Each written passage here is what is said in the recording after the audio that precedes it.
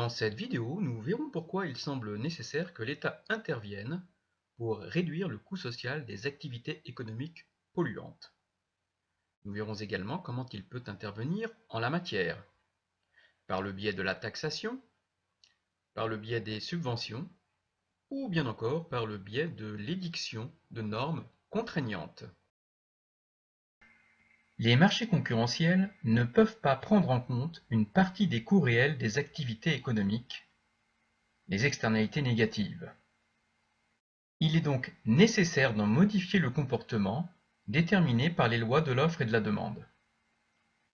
C'est l'État qui va incarner l'expression de l'intérêt général par le biais de ses interventions visant à influencer le fonctionnement de ces marchés concurrentiels dans un sens qui prenne mieux en compte le coût social que représentent ces externalités négatives. Deux types de politiques peuvent alors être mises en œuvre: les politiques incitatives et les politiques contraignantes.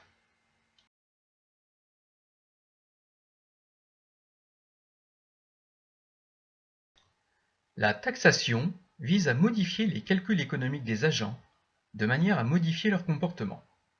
Ainsi, taxer les activités polluantes, génératrices d'externalités négatives, devrait permettre d'intégrer une partie du coût social qu'elles représentent et corriger partiellement cette défaillance du marché.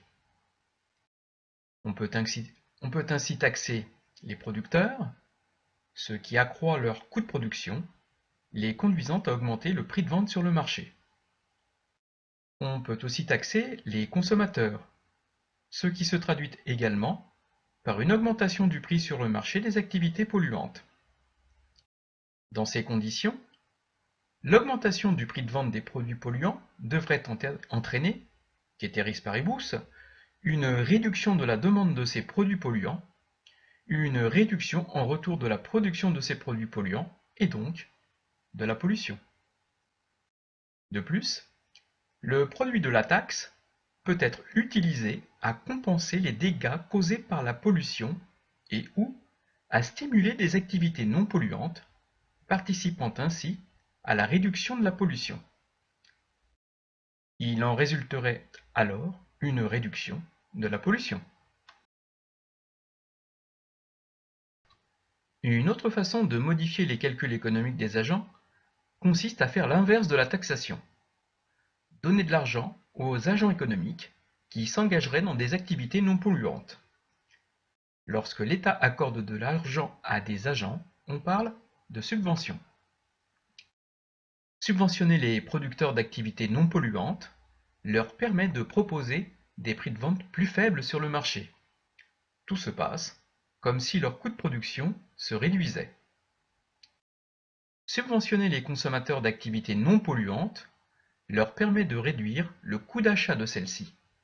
Tout se passe comme si le prix de vente sur le marché était aussi plus faible. Dans ces conditions, la baisse du prix de marché des activités non polluantes devrait stimuler la demande de ces produits non polluants, ceteris paribus, donc leur offre.